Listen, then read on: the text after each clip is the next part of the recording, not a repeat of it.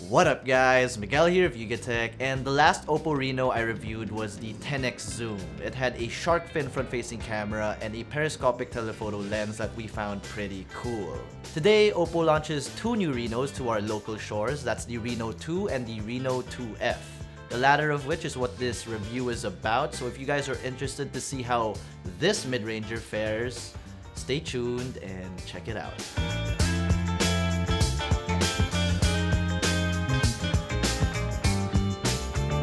Starting with design, our OPPO Reno 2F is in the sky white color and it really does look very elegant. We get this thinly rigid pattern under the glass that's topped with a iridescent finish, which basically means the color noticeably changes hues depending on how the light hits it. Also found here, of course, is the main rear camera module that's stacked vertically and placed at the upper center. As per usual Reno fashion, this quad camera setup stays flush under the glass, making camera bumps a thing of the past. The ceramic O-dot also makes a return on this device to keep the glass in front of the main camera scratch-free. This time, instead of it being found right below the camera module, it now sits atop all the sensors. Now, I'm not too sure if it's the new placement, but when I stare at this O-dot too long, it kind of reminds me of the rear of those old Sony Ericsson phones. You know? Like this video if you guys still remember those. For those of you still skeptical of how that little nipple can protect the glass in front of the camera from scratches, I want you all to take a little more comfort in knowing that this rear glass is also protected with Corning Gorilla Glass 5 protection. For buttons and ports, starting up top, we can find the secondary microphone as well as the more conventional non-shark fin pop-up camera module. This camera module lights up as it rises and turtles back in, which reminds us of the pop-up cameras found on the Mi 9T and 9T Pro. I'm not really the biggest fan of this change, not because it's ugly, but because I really felt that the shark fin was an awesome novelty and design that was exclusive to these Reno devices. So I guess I'm a bit disappointed OPPO didn't take advantage of that branding scheme. Nonetheless, it really is fine. Found on the left side are the volume buttons, and placement in my opinion can be just a little bit higher. Maybe align the volume down button with the power button? Speaking of the power button, that can be found on the right side. It's got a green accent that OPPO likes to put on their phones, and above it is the dual SIM card tray with dedicated microSD card slot. Lastly, situated at the bottom is a 3.5mm audio jack, a noise cancelling mic for regular calls, a USB Type-C port, and a single downward firing speaker. For display, the Reno 2F sports a 6.5-inch Full HD Plus AMOLED panel with a resolution of 2340 by 1080. Unlike its brother, the 2F gets a 19.5 by 9 aspect ratio, which does mean it crops just a little bit less than the Reno 2 when utilizing the full screen. Just like the back panel, the display is protected with Corning Gorilla Glass 5, and we do get a screen protector pre-installed out of the box. It isn't the nicest, but it's still nice to see OPPO giving extra effort for the end user. Media consumption on this display is awesome, as we do get a nice unobstructed view thanks to the aforementioned light-up pop-up selfie camera. Colors from this panel come off accurate and punchy with deep blacks and good contrast. Viewing this display under direct sunlight is also very much manageable. Audio quality from that single downward firing speaker is pretty nice. We get very clean highs and mids with no distortion at maximum volume, but as expected, the low end is very much lacking. Of course, if users really wanted to hear some bass to bang their heads to, they can always take advantage of the 3.5mm audio jack that's still included on this device. We do get Dolby Atmos on here as well, which is a feature I find to be more noticeable when using earphones wired or wireless. For performance, starting with hardware, inside the Reno 2F we get a MediaTek Helio P70 chipset coupled with a Mali G72 MP3 GPU. We only get one RAM and storage configuration for this device, which is 8GB of RAM and 128GB of internal storage. Now, if that storage configuration isn't cutting it for certain users, like I mentioned earlier, we do get a dedicated microSD card slot here that's up to 256GB of expandable storage. I was pretty impressed with this device as it handled most of my personal tasks with ease, whether it be taking photos and editing them to playing games. Speaking of games though, it isn't the best performer out there, but it handled itself pretty well. I played some PUBG Mobile on here and experienced frames dropping from time to time, but it never really ruined the game. For Call of Duty Mobile, I had my graphics settings set to medium and experienced no frame drops at all. For those of you interested in benchmark scores, having them flash on screen now.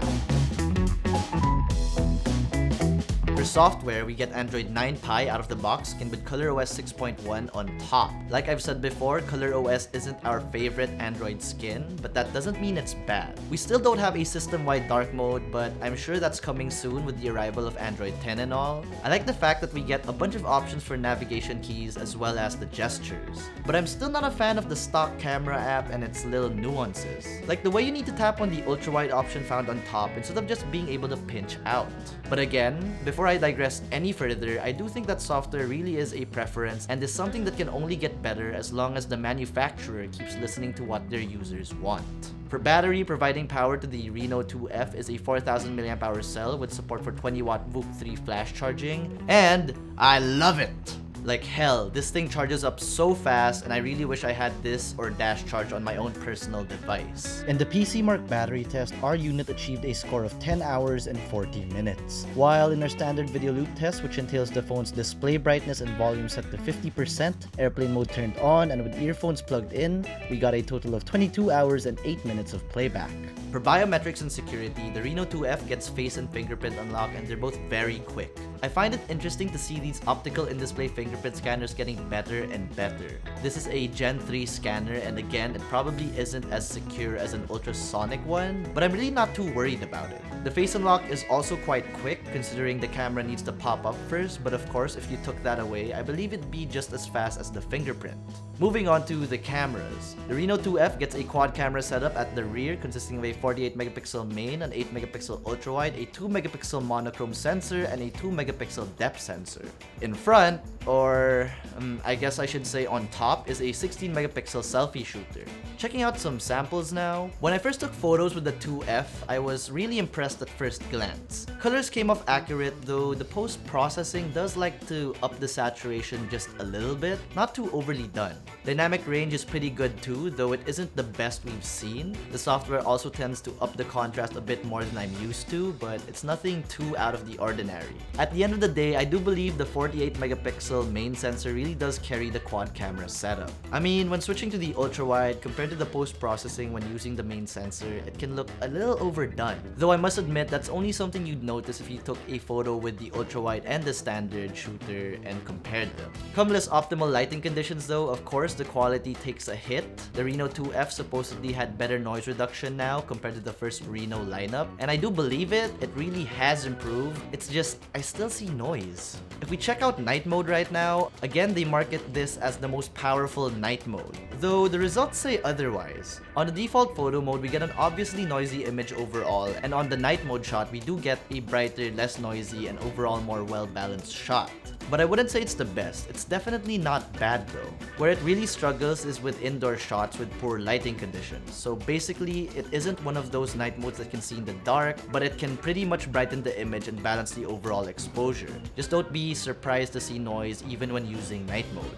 For portrait mode, subject background separation is okay. Users might want to hold the camera as still as possible when taking these portraits, as the 2F can get confused at times. Again, come less optimal lighting conditions, and that's when the camera can be a little bit hit or miss. Same thing for portrait selfies, subject background separation, again a little bit hit or miss depending on lighting. For actual default selfies, nothing too spectacular. What I noticed with this front-facing sensor is the fact that it tends to overexpose the highlights in whatever lighting condition. So users might want to manually underexpose a little bit when taking a selfie. For video, the Reno 2F can shoot up to 1080p at 30 frames per second, and quality isn't the best. What's really nice about it though is the stabilization. You can get a little warpage when whip panning, but that's fine. You can even zoom up to the digital 5x on this mode, and yeah, it's alright. Now, to wrap this review up, we gotta talk about price. Official pricing should be updated on this video via the description box. Either way, let's take it on a whim and say that this mid-ranger will cost you around 18,000 pesos, and I do recommend this very capable mid-ranger for those looking for a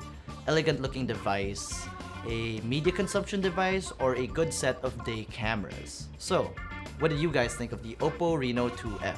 Let us know in the comment section below, and if you enjoyed this video, be sure to smack that like button, subscribe to our YouTube channel, and hit that bell icon so you get notified of future uploads. Be sure to visit yukatech.com for the latest tech news and reviews. Again, this has been Miguel, and I will see you in the next one.